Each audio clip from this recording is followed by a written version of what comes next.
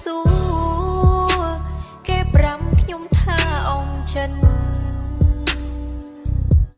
តែតាមការពិនគេមិនទាន់ភ្លេចអ្នកនោះទេបើមិនស្រឡាញ់បងអើយប្រាំអូនបានមានមេកុំឲ្យអូនឈួតព្រោះស្នេហ៍តែម្នាក់ឯងព្រោះអូនមិនមែនដូចជាតុងកតាសម្រាប់ជីវ៉ាយកមកកំដរហើយបងមើលឃើញអូនល្អតែពេលត្រូវការ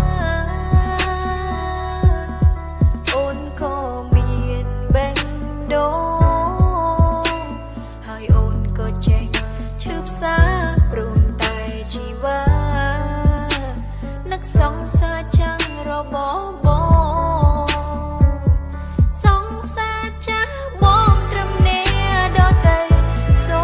មថ្លៃឈុំនឹងគេព្រោះពេលនេះមានមេបងមានអូនសង្សារចាស់បងត្រឹមនេះដល់ទៅឬថ្លៃទុំសំខាន់ជាងអូនឬស្នេហ៍ស្នងបងទុំអូនត្រឹមតុងកតាកុំដបង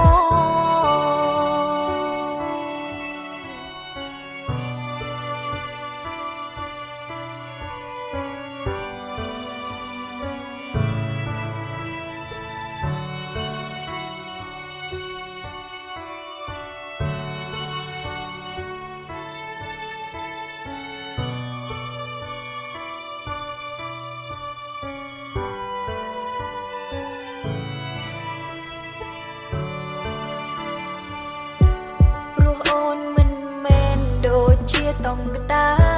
សម្រាប់ជីវ៉ាយកមកកំដរ